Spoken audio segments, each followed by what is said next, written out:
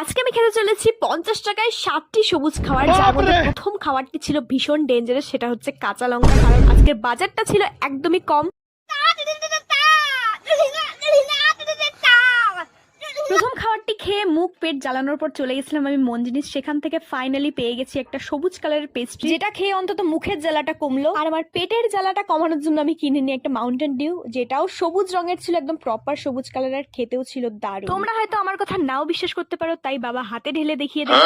যাকে নেক্সট সবুজ খাবারের সন্ধানে আমি চলে যাই একটা দোকানে, সেখান থেকে নিয়ে নিই একটা মটর ভাজার প্যাকেট আর একটা ললিপপ। দেখো মটরগুলো কিন্তু একদম প্রপার সবুজ। চলো এখন খেয়ে দেখি।